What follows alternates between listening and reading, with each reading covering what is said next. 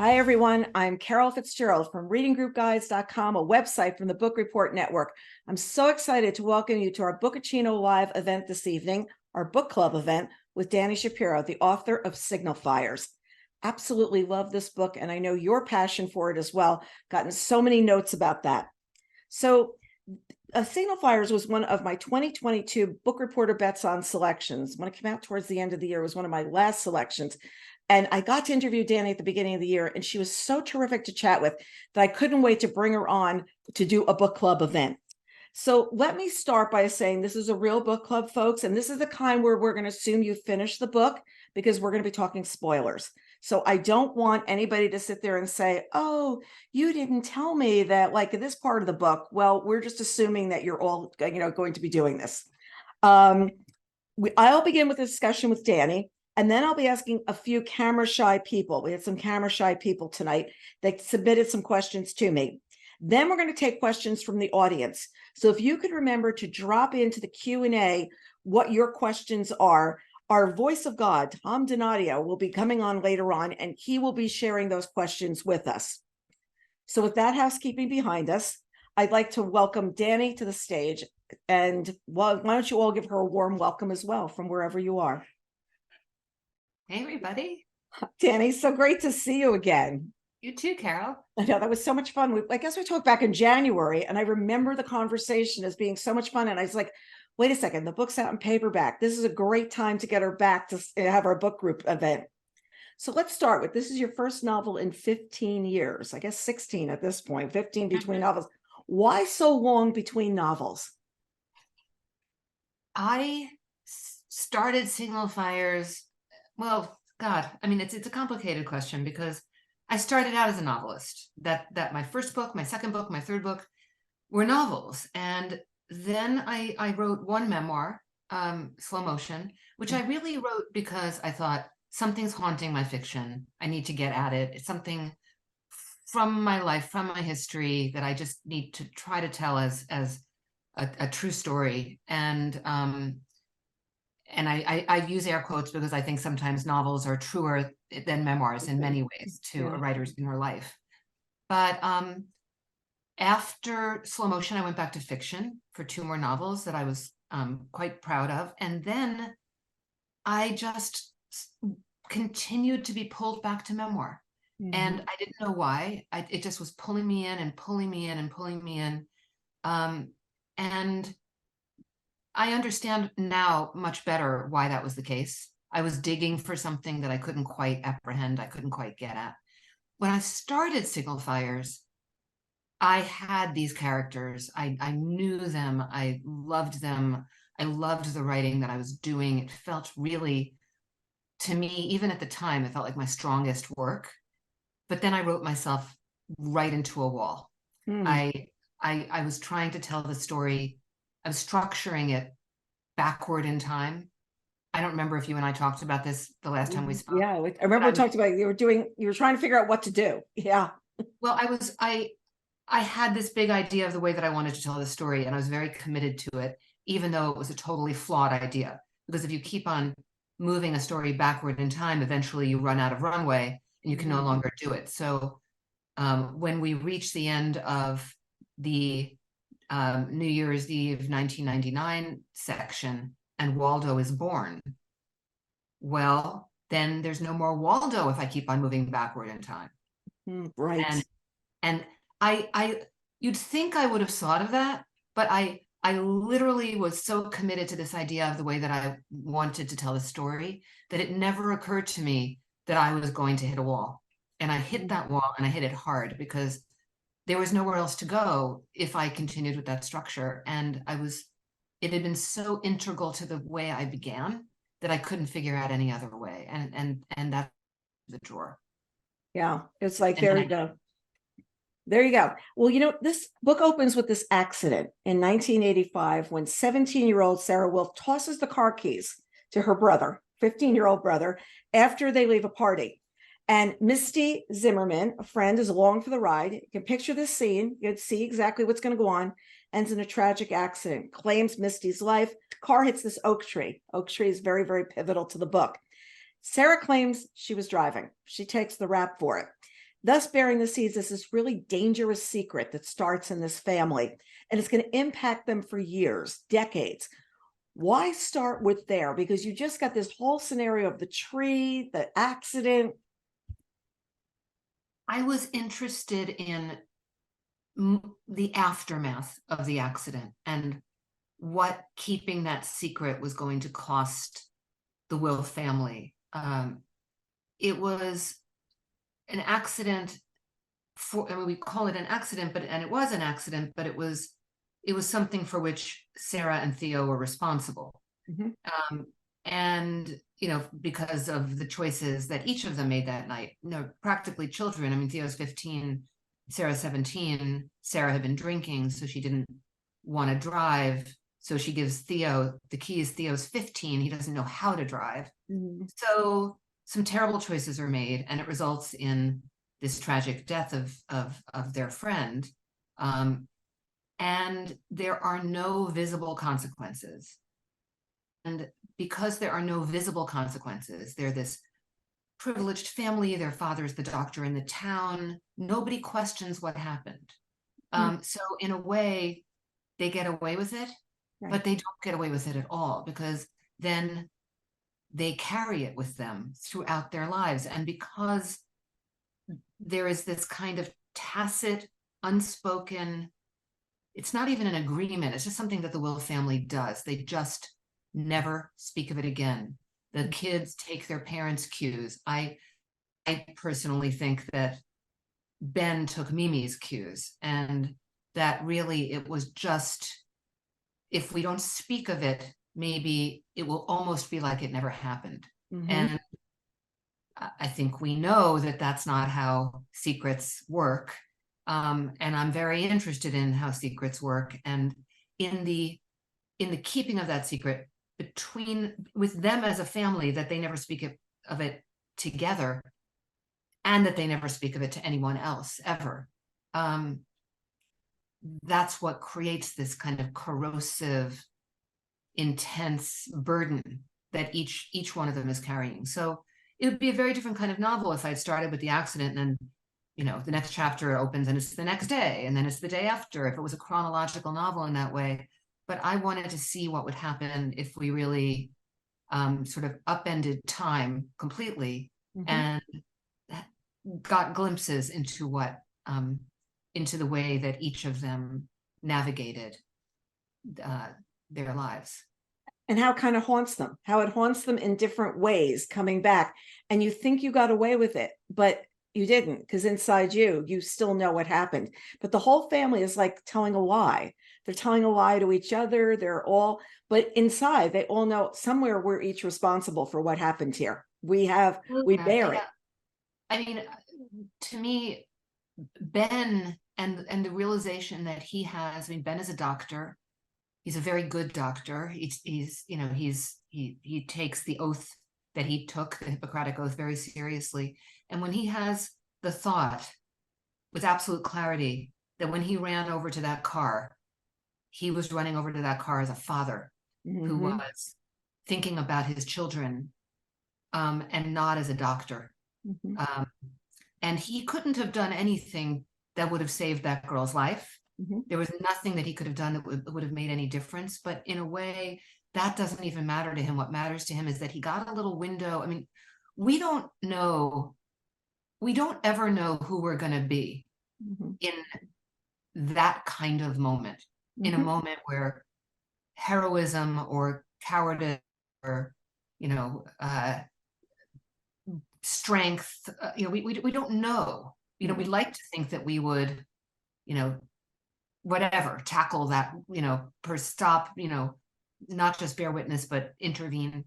But we don't know. And so Ben has this awareness about himself, which is that he acted as a father trying to protect his children. And so that's the piece that he has trouble living with. I'm not sure that Mimi does have trouble with it in a way. But she is so private that she just pushes it somewhere in her, mm-hmm, in her life. But Theo and Sarah have to grow up, go to college, start their lives. become the young adults and the adults that they become, with the awareness that there is this young woman's death that is on their conscience. Mhm. And I think it's Sarah at one point who has the thought, there are certain things that, once they happen, they can never unhappen.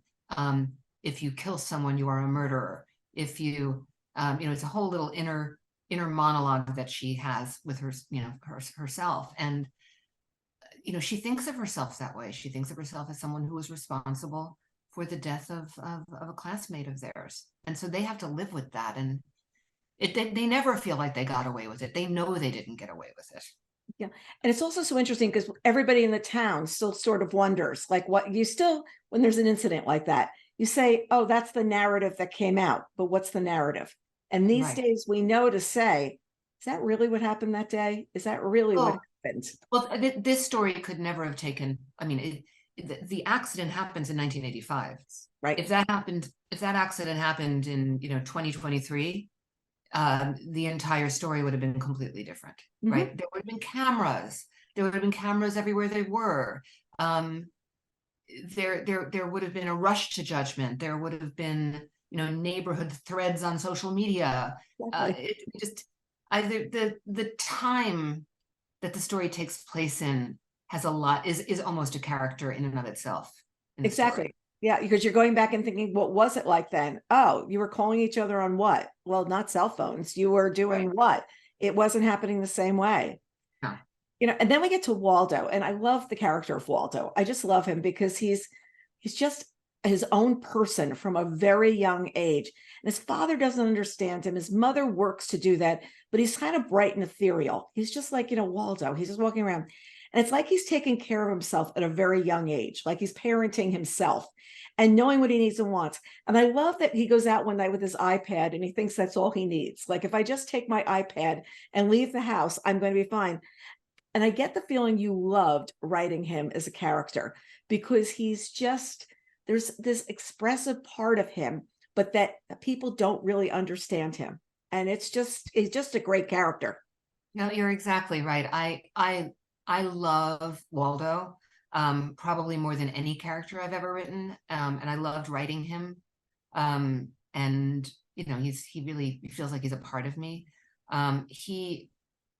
He's such a special boy, and his parents don't understand him, especially his father. But he also, I sometimes when I do events in person, I'll say to an audience, how many of you would go back to middle school? Given the option. And pretty much no hands go up. I mean, every once in a while there's an outlier. There's somebody who's like, I liked 7th grade. But nobody wants to be different at that age. And Waldo is different. And he's different in a way that is going to make him an incredibly interesting adult. But it also makes for a pretty unhappy childhood, especially because his father really doesn't understand him and loves him. But in his love is so misguided the way it comes out. He needs for Waldo, or desperately wants for Waldo, to be normal. And by normal, I mean, he wants him to be the kid who's catching the outfield ball, not the kid who's like, staring up at the sky and wondering about the constellations, because he thinks he'll be happier that way and he thinks he'll be better off that way. But you can't dictate the kind of person that somebody is. And no matter how his father tries, he fails. Yeah. He's just a great, and he's sort of like, I'm going to take care of myself. I'm here for me. You don't want me to be like that? Well, I am like that. That's me. And I just love the way he moves through life. At this time, there's so many bloated novels out there. Bloated, too many pages, too many words, too many this. Could have been said like so much shorter. So you bring in Signal Fires in this slim 220 pages. And I'm like, whoa, so much is packed into there. Did you edit a lot, or are you this tight writer as you start? With this book, it felt very spare to me. It felt like this was what it needed and wanted to be. Although I've got to say, I feel like over the course of my writing life, I've gone from much more, well, you say bloated, like much more, if one simile is good, three are better. Like when I started in my writing life early on, I still am so in love with language that I just wanted to digress and go, into all these different places. And I thought every thought that a character of mine would have, was fascinating. All these little tributaries and places that their minds would go. And book after book after book, I've become like a whittler. Like I just whittle it down and I want the perfect word. I want the exact sentence. I want the distillation of character. And that's what I like to read too, most of the time, is that kind of, there wasn't one sentence in this book that I just read that wasn't absolutely necessary.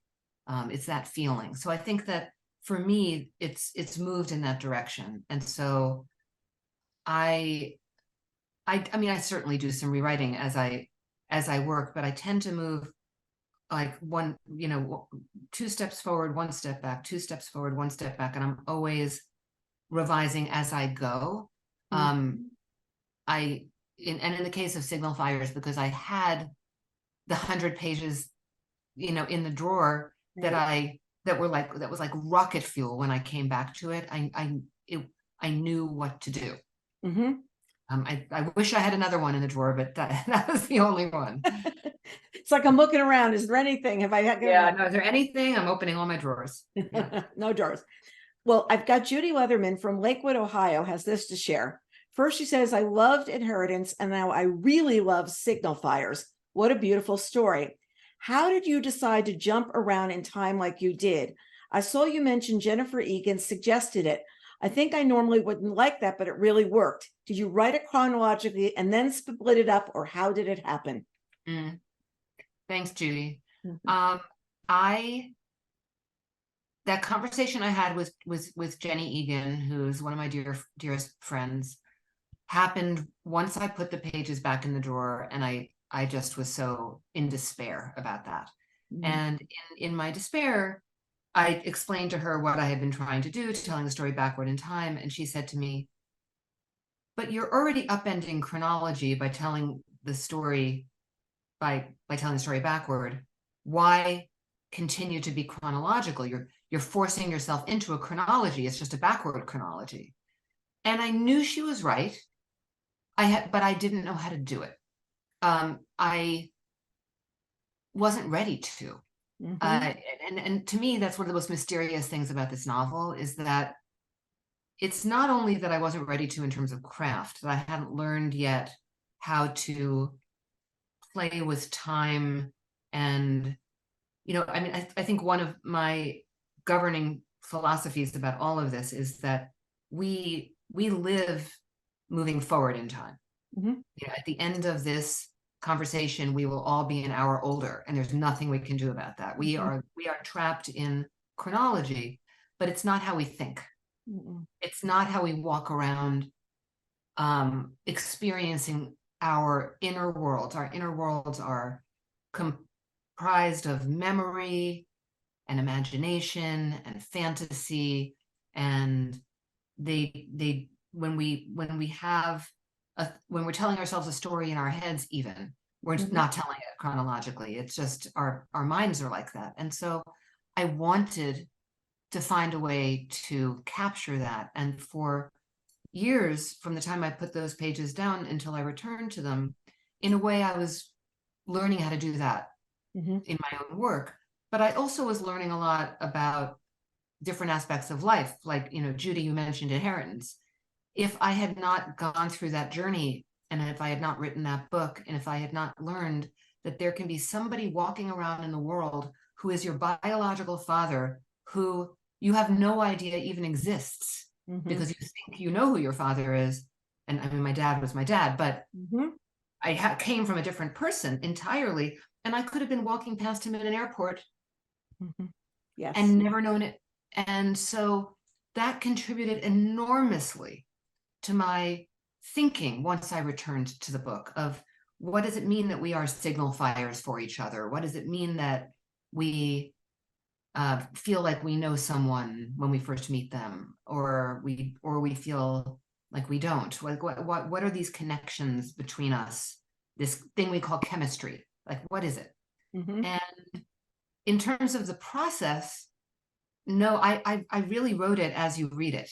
I did not write one storyline and then kind of chop it up. Once I returned to the novel, one of the things I realized is that I could return to that night in 2010. Mhm. You know, that would be kind of the spine of the novel in a way, is when we leave, we leave in 2010 after everything that has transpired in that first section, but we're going to return. And then when we return, it's going to be later that night. And then when we return again, it's going to be still later that night or the next morning.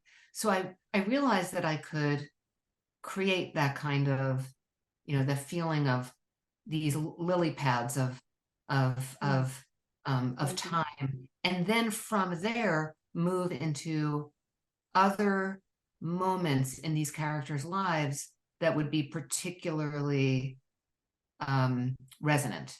Mhm. And really it was, when I found the pages again, it was summer of 2020. The thing that allowed me to move back into the novel, that it sort of exploded in my mind, was I thought, who would these characters be now? Oh, Waldo would be a college student. Oh, Theo has a restaurant. What would he be doing during the pandemic? And what would Sarah be doing? And would Ben still be alive? And if he is, where would he be? And what would he be? How would he be? That's what allowed me to return and to create all of those different layers in time. And it was exciting for me because every time I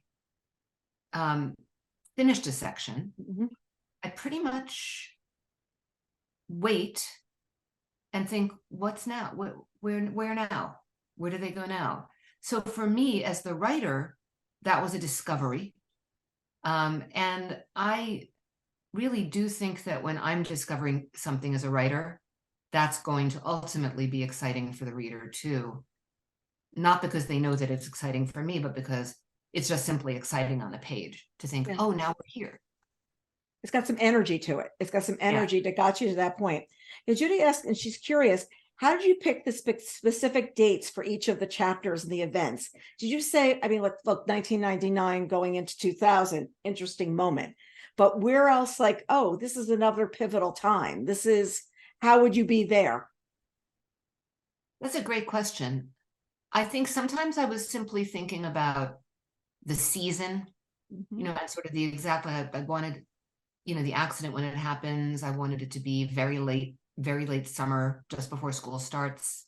I did look at Star Walk, at some of what the constellations would look like in the night sky in certain of those dates, because I knew Waldo would do that. Right.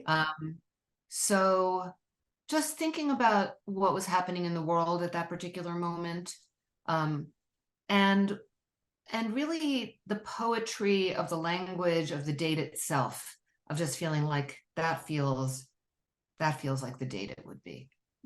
Yeah. It's what Judy lastly shares. I feel like you even made the oak tree a character in a way in the book. There was just so much meaning behind so many pieces of this book. Thank you for writing such an incredible story. I love moments like that. Joyce, I may pronounce her name incorrectly. Joyce Wasow from Lancaster, Pennsylvania, wants to know how you chose the title, Signal Fires.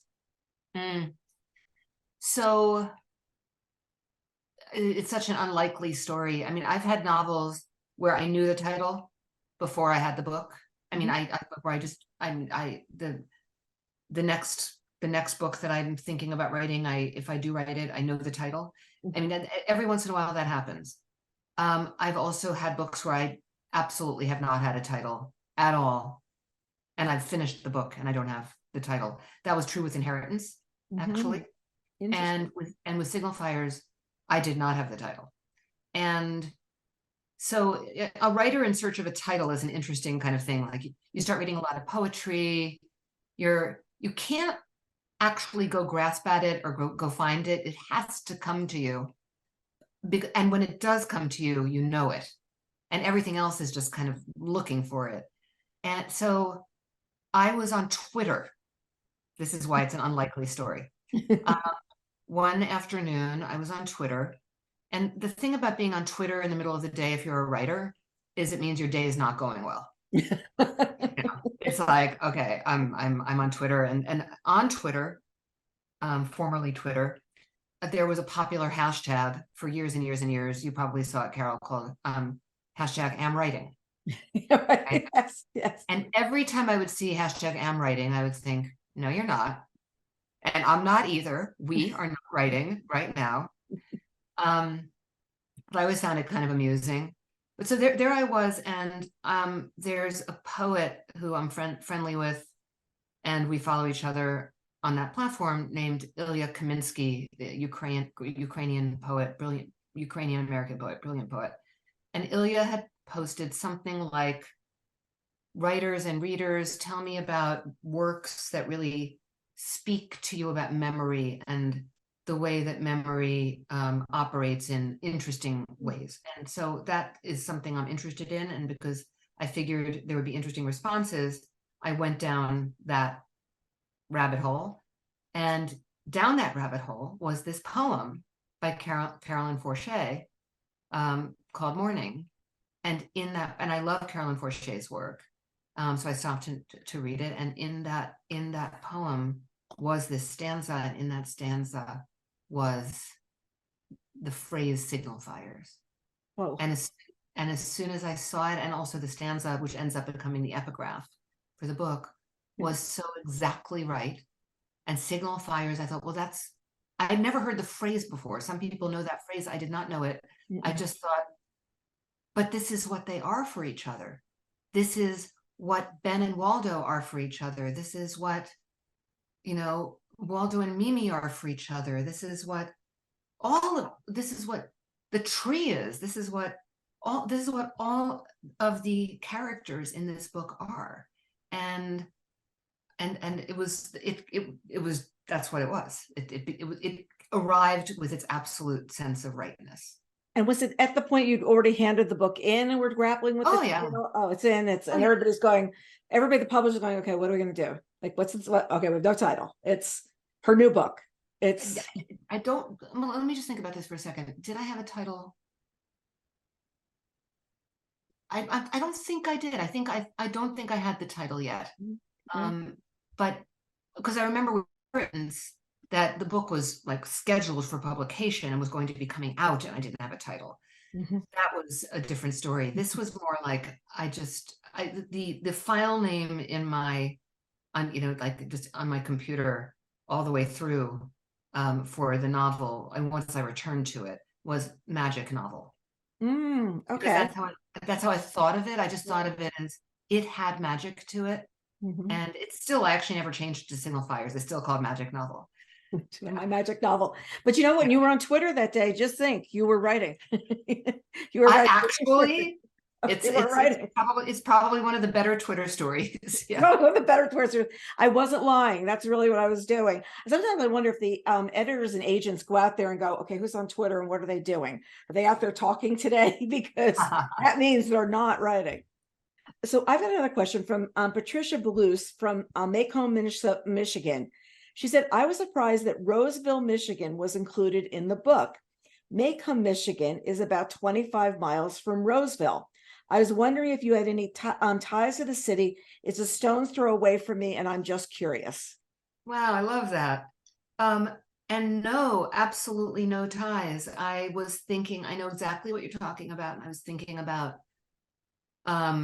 that moment where Starwalk becomes this kind of completely kaleidoscopic, in Ben's mind, he's thinking, well, not in his mind, it's moving, like it's moving all over the globe.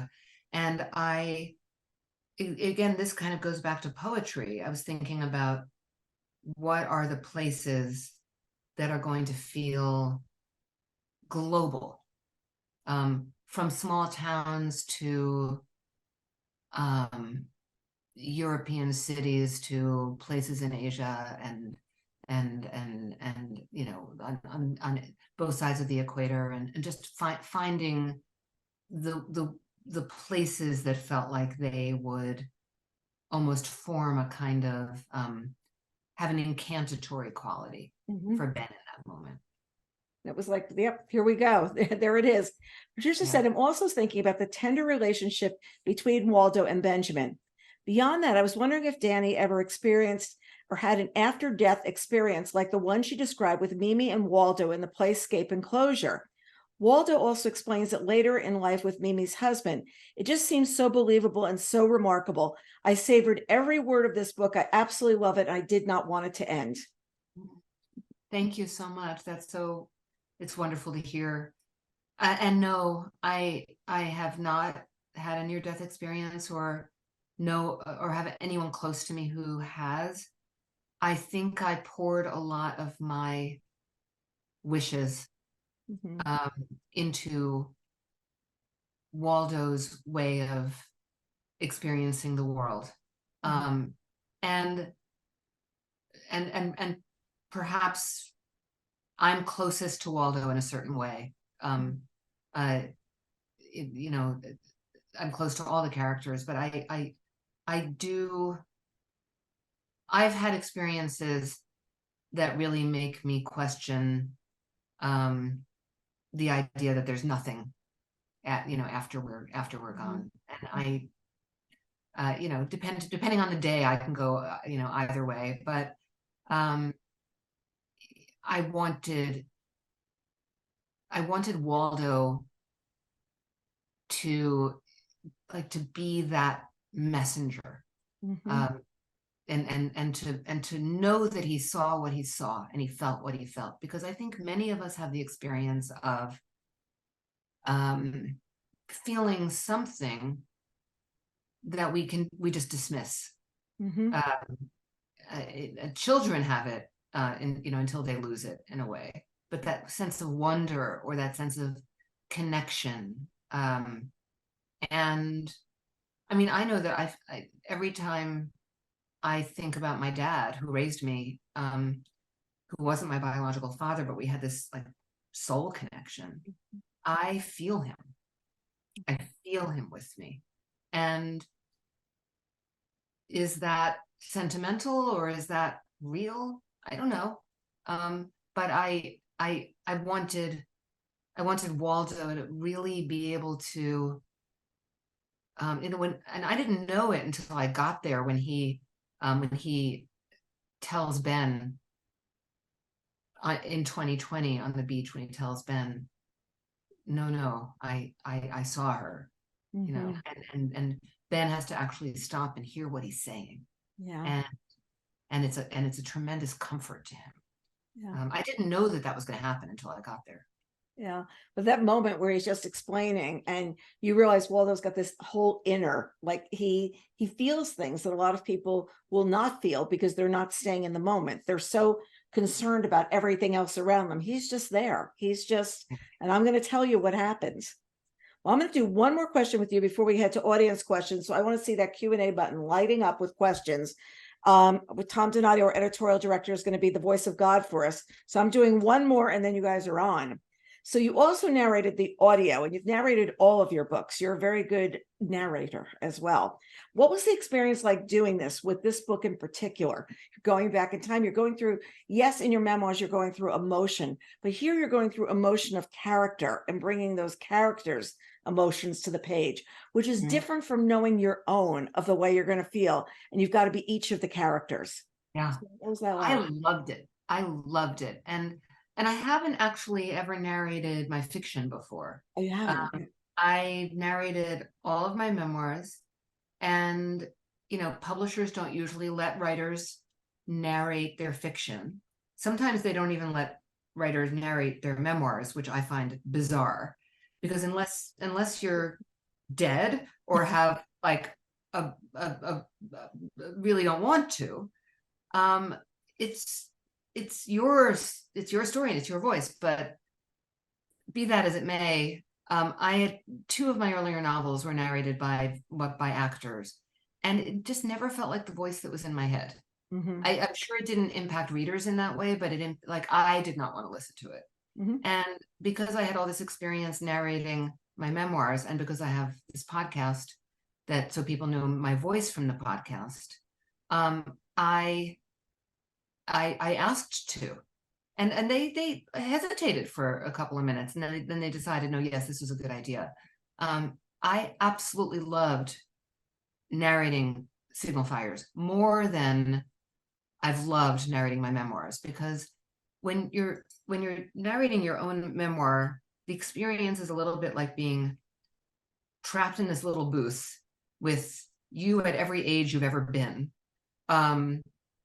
It's a little, it's intense. I guess that's what I would say. It's intense. Every I've loved emotion doing it. again. Every emotion comes back Yeah. again. Like do it And again. I was honored, like, to be able to do it, but also because of my own history and story and finding out that I hadn't known the truth of my life for so long, I also end up narrating these memoirs and thinking, oh, here's a moment right here where I had no idea, that kind of thing, right? So it's very intense. With Signal Fires, it felt a little bit like a performance, but not an actory kind of performance. It felt like, oh no, I know each of the voices of these characters. And because I've been my audio director, when we first started, I asked him, I said, I don't have to do voices, right? Because sometimes in audiobooks you hear that, and he said, like, God, no, please don't do voices. So it was about inflection and about thinking, how does Shankman speak, and how does Waldo speak, and Mimi, and I embodied each one of them in this way that was very satisfying. I loved doing it. Yeah, it's like you were shepherding them. You were shepherding the characters through the story, and you're giving them the life you wanted them to have and their voices. Yeah. Exactly. And I should add here, in case it doesn't come up, that I'm writing the pilot. I'm writing the TV pilot for Oh Signal wow. Fires. Oh Yeah. wow. It's in development to be like a limited TV Yeah. series. And that's a very similar feeling, because I get to live with them longer, Yeah. and I get to think of their lives beyond the pages of the book. I get to think about, well, I mean, I can add eras and, decades and, things that weren't in the novel that could have been in the novel if it had been, 10,000 pages long. Mhm. And that's really exciting to me. It also means I don't have to let go of them yet. No. Who's it attached to? It's like Hulu, Apple. Do you know who it was it with? It's so there's a studio involved, and then two producers, Okay. two production companies they're both amazing. And so they brought me in to write the pilot, and then we'll know. Then you'll know what you're going to do from where it there. goes. Yeah. But isn't it like so different sitting writing, because you're going to write for TV and it's like words come down on the page. There are things you don't have to do because it's going to be, but in, right, out, left, this, that, the other thing. It's so different. It's so different. But I'm married to a screenwriter. So I've been reading that kind of work for a long time. Yeah. And that doesn't mean I know how to do it, but it's a really interesting creative challenge, because it can go anywhere. Exactly. And that's kind of thrilling. Yeah. It's like I can take these characters, and do I want to tell different kind of the story? Do I want to do a different side of the story? But it'll still going to work. It's still going to be able to come on the screen. And some things work on screen better than they work on page. Sometimes it goes the other way, because you're going to be able to tell a story more visually. And Yes. there's a glance, you can do a glance where you can't do a glance on a page. You can That's do exactly a smirk. right. You can do all these things that you can't do on the page quite the same way. You can say it, but Yeah. okay, now I'm going to our very smart audience, because I know we have a very bright audience out there. Tom, do they have great questions like I think they do? Yeah, you are right. We do have some really good questions. First, from Anna, How did you decide on Waldo's name? As a teacher, I have known many children by many names, but I always remember the unique or rarely used names. Waldo stuck with me. I think that Waldo was just always Waldo. And then I came to understand as I was writing the book that I love, I mean, I did it, but I mean, I don't think of myself as the author. In a way, I think of myself as following the characters. But the moment where Schenkman thinks, oh no, he's not going to be a biblical name. He's not going to be, the names that, Alice and I have discussed. He's special, and he's been born in this special way. And Waldo, and that, and I was thinking about Ben's relationship to Emerson, and it all kind of just felt right that it needed to be. And I got a little pushback. One writer friend of mine said, "Oh, people are going to say, where's Waldo?" And I was like, "I will." Then if they do, then I haven't done my job. So, yeah, yeah. Another Waldo related question. How much science did you have to learn to get into Waldo's mind? I followed Waldo in that regard. So, when we first get to know him, he's 11 years old.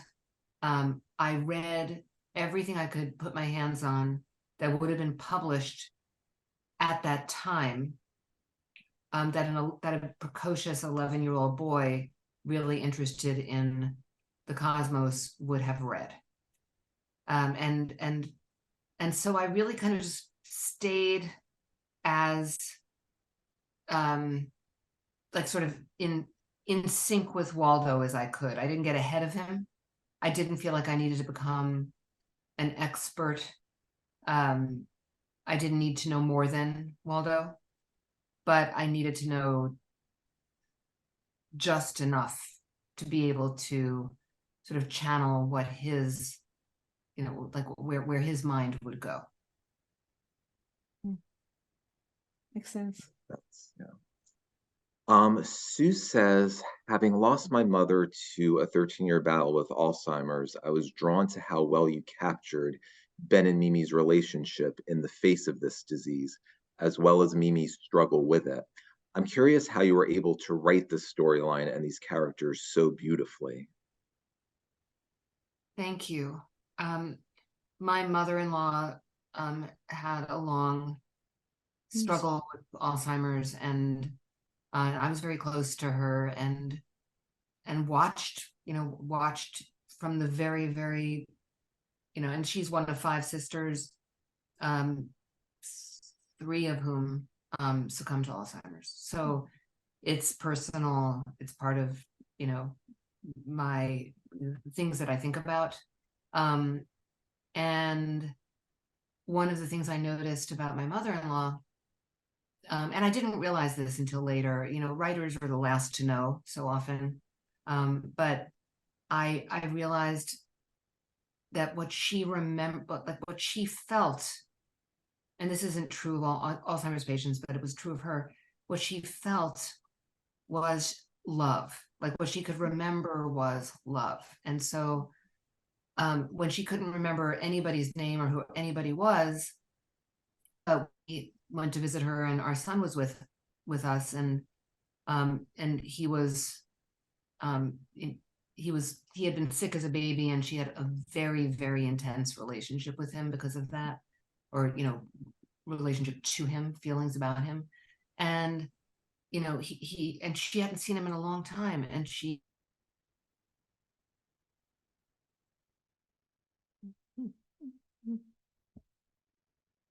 Kanahura, when she saw him, which means like, oh, keep the evil eye away from him.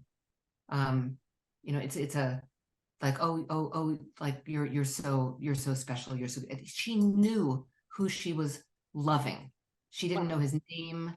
And so I think that when Mimi is trudging through the snow and heading where she ends up at the, at the playhouse, she's looking for her family. She's looking for her children.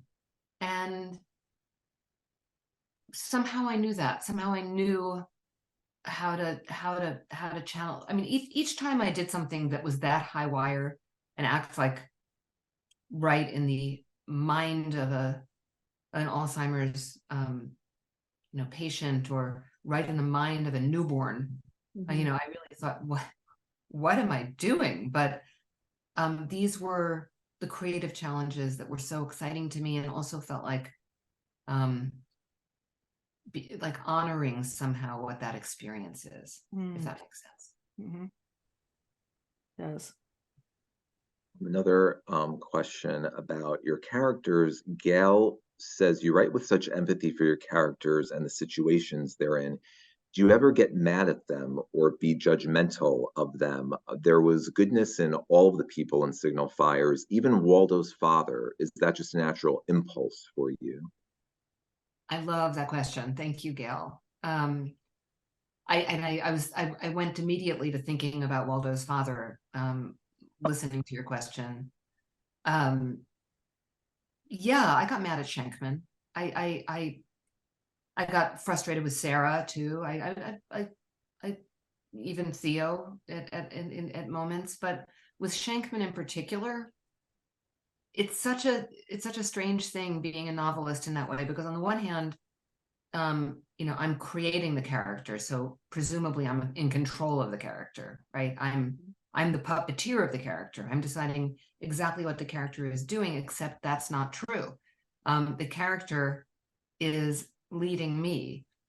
So there were moments, especially with Schenkman, and especially with Schenkman's anger toward his son, where, and the way he would behave to Waldo, where I would think, I'd be writing it and I'd be thinking, oh, Schenkman, can't you get out of your own way? Please get out of your own way. You can do better than this, Schenkman. Be better, do better. Even as I could have made him be better or do better, but that's not who he was. And so I was following him, following all of them, and feeling very, I felt a lot of compassion, but I also felt, frustration. I see that. Paula says, I read this book a while ago, so maybe I missed something. Is there any mention of the impact on Misty Zimmerman's family, or is that not the trajectory of the story? By the way, I was enthralled with the story. Thank you. Well, wait for the TV series, Paula. No, in the novel, we don't get much of Misty's family. We get a little bit of a sense of her mother, being a single mother, and I could be conflating things here because I've been working on the TV series, but we mostly experience them, or really entirely experiencing them, in the imaginations or the inner lives of the Wilfs, thinking about them, but not beyond that. I wanted in the novel for Misty to be almost a kind of mysterious figure. If we knew too much about her, and also Sarah does continue to look up occasionally on Facebook Misty's mother, and she's haunted by what's happened to this family as a result of this loss. Yeah, and she could just look up and go, oh, this is the day. What is her mother thinking today? Did she put something out? Did she do something special? Yeah, and that's kind of it. Yes, but in the television show, yes. Lots to look forward to there. Sue asks, of all the different activities you could have chosen to be Waldo's passion that his parents don't understand, why did you choose stars, constellations, Star Walk for Waldo? What does this particular hobby represent or connect to how you saw Waldo? I had Star Walk before I had Waldo. I um, felt so I had my son is now 24. He was 11 at the time that I conceived of Waldo. Somehow, and I guess because of my own child, I had seen this app. My son was not obsessed with the stars, but I think that that's how the app came into my life. And I love this app. You all can download it. It's free. It's amazing. It's poetry in a way where you can see the constellations on any given night and on any given night in history. And around the app, this boy sort of materialized. And I thought, who would be a boy who would be obsessed with this app, with the stars, wouldn't this be, I mean, someone earlier asked the question or made the comment that, actually, Carol, I think it was you, that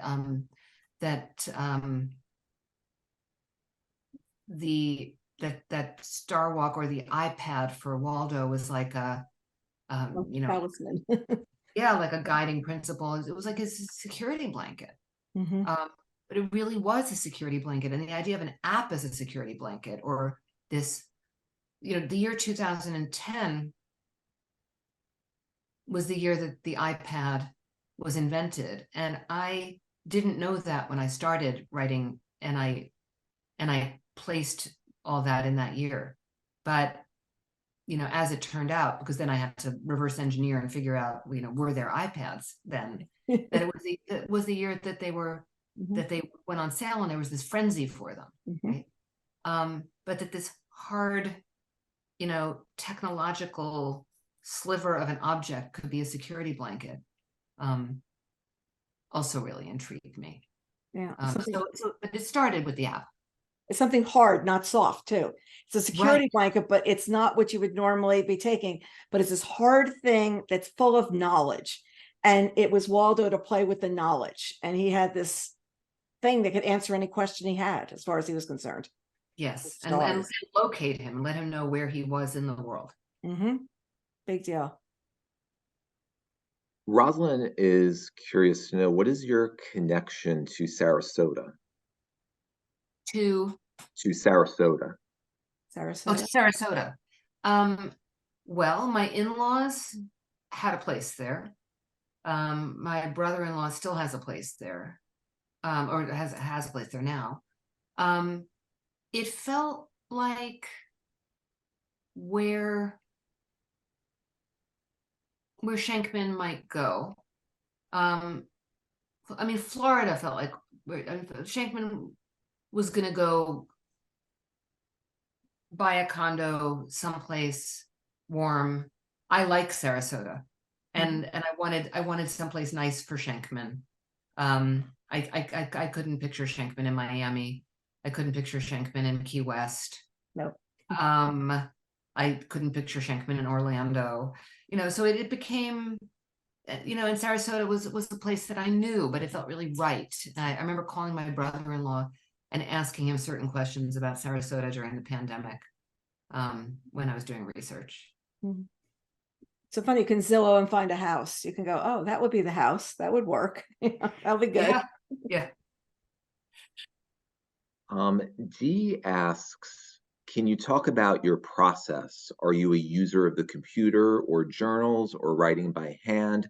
I see a board on your wall. Do you create an inspiration board for the book? The board on my wall it's more like a general inspiration ball. It's a board. Everything that it's not even inspiration. It's like everything I love, everything I care about, that's visually interesting, that ranges from, cards that people have sent me to photographs of my family and just all sorts of things. So I actually only did that a few years ago when I realized that my bulletin board had become a to-do list and that it sparked absolutely zero joy. And a friend of mine was over who suggested this sort of layering of just things that do spark joy. And it does. Every time I look at it, it has more and more depth. My process, when I'm starting something, I usually start longhand, just because it feels like it's a messy process. You can cross things out, you can doodle. It's mistakes look like mistakes. It doesn't look neat and tidy because it isn't. So I start out usually in a notebook, and then at a certain point, if it's kind of caught fire and gone, far enough into something that feels like I want to hold on to it, then I will transpose it to my computer. And so I write on a laptop. But I have multiple notebooks all the time that are all going all the time. And for different projects. Like I have one notebook for my podcast. I have one notebook for the pilot of Signal Fires. I have notebooks for teaching, and it keeps everything that I'm doing kind of in its own space. So when the notebooks are filled, do you keep them in like a plastic box? Do you hold on to all the notebooks? I do hold on to the notebooks. I don't do them in a remotely. I should be so much better about like archiving things, but I put them in the closet. Yeah. And yeah, I just actually today, because I'm teaching a weekend retreat starting tomorrow, and I was getting ready for it. I haven't done one of these retreats since before the pandemic, and I was going through my actual paper folder with all my paper things in it for what I'm going to bring with me, because that's how I like to do it. And there was this like beautiful correspondence between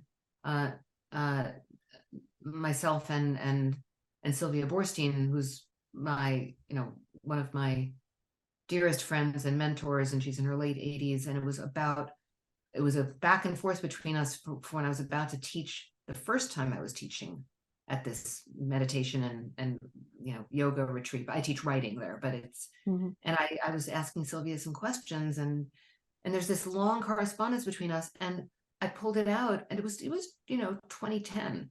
The paper's getting faded, right? But I just think like, oh, archives, like they matter, and I should take better care of them. But I basically have that closet back there is just full of notebooks. The history of the book report's in about 8 boxes in the hallway that I brought home in 2020.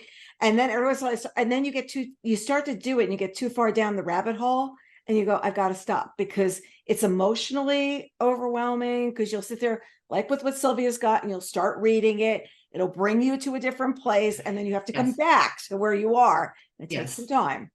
It's a little journey in writing. Yeah. Been there. I think everything should probably just be digitized. So that you just have it. Yeah. Someplace. Yep. We have actually a few people asked this question. Why doesn't Schenkman have a first name? I don't know. He just never did. In the pilot, he will. In fact, he will have one of those names where he's constantly being called the wrong name. That would be so Schenkman. But I just felt like there's something about Schenkman's whole life that's a bit of a diss. That's how he experiences it, and then therefore that's what the world reflects back at him. And he feels always a little bit less than, and always like people have a little bit more than he does. So I think, I've never said this before, but I think this is right. I think it's almost like he doesn't have a full name, even though of course he does, but that's how he moves through the world. It's not special enough to have a first name. It's not special enough to have a first name. You just get a last name. That's it. Yeah. I mean, even his wife calls him Schenkman. Schenkman. Yep. Everybody calls him Schenkman. Yeah. It'll be interesting to see what the first name will be in the series. Yes, it will. Valerie asks, when you read the book, did you have a desire to change any lines, or were you completely satisfied with your written work? Oh, that's interesting. I mean, time will tell. I tend to eventually see things in books that I would do differently. I haven't felt that way with Signal Fires. But there's a famous story about Raymond Carver, the great American short story writer, where when he would give a reading from work of his that had been published years earlier, he would have a red pencil in his hand and be, or when to go back to audiobooks for a second, when I was recording, actually it was during the pandemic, I was recording the audiobooks of both Slow Motion, my first memoir, and Still Writing, my book about writing, which had not been recorded as audiobooks before. And I would, especially with Slow Motion, which I had written a long time before, I would get to a line and I had my producer was in my ears, on headphones, and I would say, can I just cut that? Or, can I rephrase that? And his response each time, and this is audiobook like lingo, was author's prerogative. I said, I love that. Author's prerogative. Okay. And so there are multiple small things, things that probably nobody would notice, but in Slow Motion, where I did revise and edit a little bit, because Slow Motion came out in 1998. I'm a different writer, and I think a better writer and a more streamlined writer than I was when I wrote that book, even though, I'm proud of it, but I just was able to do that. Yeah. I can tweak.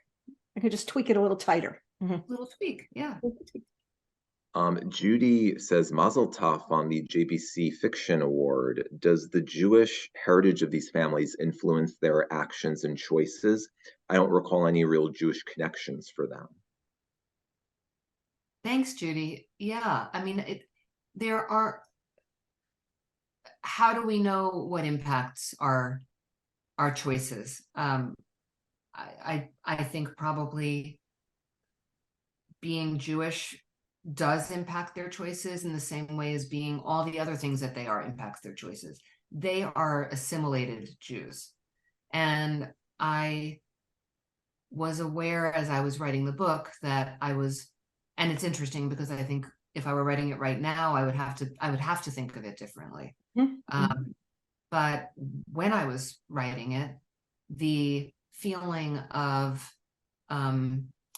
being Jewish in America in a suburb of New York City, where everybody kind of migrated there at the same time, lived there for a time in this place that was, a pretty Jewish neighborhood. And their memories are things that have Jewish content, like Sarah thinking about Noah Kantrowitz throwing up in the bushes after his bar mitzvah, or, certain bits of language, or just this sort of sense that they're part of a world that, they go to the same synagogue. It's a very assimilated Jewish world. And, when Signal Fires came out, early on, a Jewish reader wrote to me and was upset that I had allowed for the Wilfs to be eating non-kosher food. Like Theo, I think, eats a bologna sandwich and maybe has a glass of milk, which basically is like, ew, why would you do that? But it's also not kosher. And I thought, wow, that's so interesting. They're not religious Jews. They're assimilated Jews. And I was so thrilled to win the National Jewish Book Award with this book, because it's not an overtly Jewish book.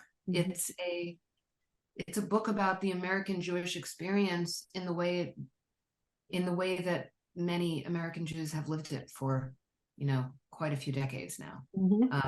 So I wasn't thinking of them as experiencing their lives through a Jewish lens.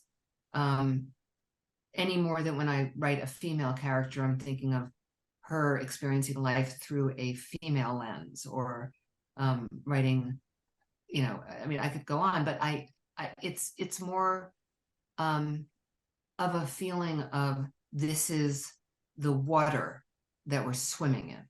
Mhm. And when we're swimming in it, we're not thinking, oh, this is water. Mhm. This isn't a question, but I wanted to make sure I read this comment from Christina. She says, I am 62, and the fact that Sarah and Theo decided to look for Mimi without Ben hit home for me. I recently retired, and it's interesting and painful to notice when your children start to treat you as you don't count anymore. Also, my mom has dementia, so your book was very meaningful to me, also because of Mimi. Thank you. Mhm. Thank you. And we actually have a few readers asking, what authors do you read, and do you have any favorite books? Oh gosh, well, I mean, I have many authors that I read, and many favorite books, and my answer to this, I feel, is almost always different. But there are some mainstays. Virginia Woolf, I think, is I think of her as my literary mentor in a way, even though certainly I never knew her. I read her, reread her. When I go to this weekend retreat tomorrow, I'm bringing one of her books with me. I always do. I read her diaries, reread them. So, and in a way, I feel like she influenced some of Signal Fire's. There's a passage in which one of the characters talks about time existing in loops, that even as I was writing it, I thought, oh, this is a very Woolfian idea. So I go back, and I haven't in a while, but a lot of my early training in a way as a writer was as a reader, reading 19th century fiction. And I actually posted on Instagram today my 19th century literature professor at Sarah Lawrence College, a man named Ilya Wax, who was one of the dearest people in my life. My husband's scanning all these old photos, and we found some photos of Ilya with me, and I was just thinking about how he taught me to read, in a way, to read as a writer, reading 19th century fiction, to think of like reading, someone like, Dickens or Flaubert or George Eliot, and think, who were they? What were the lives they were living when they created this work? He made it very alive for me in ways that otherwise had been intimidating. And contemporary writers, I mean, so many. I just finished Geraldine Brooks's novel Horse, which I adored. I love Elizabeth Strout. I love Laurie Moore. I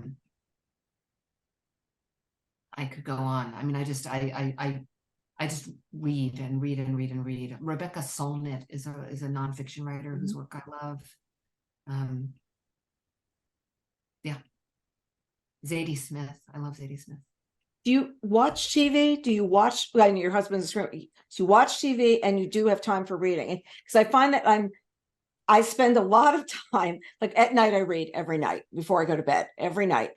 I've been trying to work out in the morning, so I have a recumbent bike. So after I finish reading the news on here, then I pick up a book and read for like 20 more minutes. But it's hard, don't you find, to like do it all?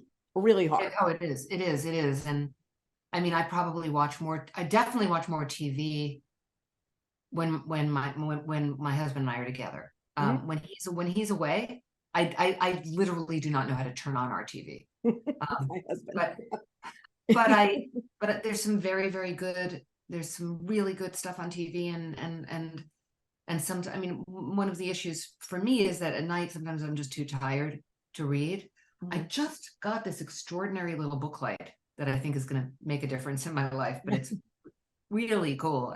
I think Wirecutter in the New York Times chose it as their favorite book light, and it arrived today. And tonight I'm going to be attaching that to. Yeah. I'm actually reading Joan Didion, The Last Interview right now. Oh. So I'll read that. I don't read on screens, and that's I can't. I'll read on screens. I'll read emails. I'll read, short pieces. But I don't. I need a book in my hands. The books, if you're on screen, is work. Work is screen. So it's too much work. It's too much like work to read. That's right. That's right. And I remember Joan Didion winning the National Book Award, and she was in Miami. And I remember I had the book with me. I've gone to the National Book Awards Wednesday, and I flew down. She spoke on Thursday. I got to the parking lot, and I said, I've got to go back on that signing line and get her to sign this book. Like, I have to do this. And it was just that moment of saying, this is that moment. I've got to go back because I might not have the moment to tell her again how much this book meant to me. And to have that moment to be able to do that was a big thing. And I can remember exactly where I walked and where I stood. So it's those moments, those seminal things that you go back on, flashback of pictures, flashback of professors, same thing. Absolutely. Yeah. I'm glad I went back. Yeah. I'm glad you did too. I think we'll wrap up the Q&A with this question from Amy. How is Otis? He's such a love. I love it. So I have this puppy who's turning into a little superstar. He knows he's a superstar. He was born a superstar. He's fantastic. He's not so good for my work right now because he requires a lot of energy and attention, but he's a delicious little dog and a lot of fun. And we need to find and locate and relish joy in our lives. Yes. Wherever we can, and that is one place for me where we have this path that we mowed. I live in the country on some land, and there's this path that we mowed for our old dog Samson, who we lost last December. I guess, coming up on a year ago. And Samson used to run that path, so now we call it Sammy's path. And now we walk that path with Otis. And it's really, really sweet and hopeful, and just all the things that we need to be feeling these days. Is he fast, or is he just like run, like walk, like his little legs go really quickly? Like, he's like a little steam engine. Yeah, he'll go really fast. Yeah. Catch him if you can. And this has been such a pleasure. Thank you so much for joining us, taking the time. I know you're going out of town tomorrow and you've got a big event, and it really means a lot that you take the time tonight. So thank you so much. The pleasure is mine. I so enjoyed it, Carol. It's great to be with you both. And Tom, you are the voice of God. He is the voice of God. See what I mean? Thank you so much for joining us, Dani. This was terrific. Thank you. And to everybody who's here, just a few quick announcements from us. Tonight's event will be available on YouTube and podcast soon, and we'll alert you, since you signed up, when it's ready. Wednesday night next week, 8:00, our reviewers will be talking about their favorite books of the year. And this is a fun event. 8 of our reviewers are going to come on, and they're going to be sharing that. If you want to go to that, sign up on Bookreporter or Reading Group Guides. And I'll also follow up with materials about that. And thinking ahead to January, I can't even believe I'm doing this. At 2:00 on January 10th, we're going to be doing our monthly Bookaccino Live book preview event, where we'll talk about books coming out in January and the first week in February, and look ahead to March. And you can sign up for that as well. And to stay up what we're doing, don't forget to sign up for our newsletters so you'll never miss anything. And reminder, we have 180 author interviews. I have more conversation with Dani as one of those interviews for you to be able to go out and check out. And they're on YouTube or wherever you listen to podcasts. And I'm happy to share that we have almost 600,000 downloads and views of those. And considering that don't have a sponsor and we don't go out and advertise, that's a very big deal. So with that, I leave you. I wish you a happy holiday. If I don't see you next week, Dani, safe travels to the conference tomorrow, and enjoy every moment of it. And do a little yoga for me. Okay. Thanks so much, everybody. Okay. Good night now.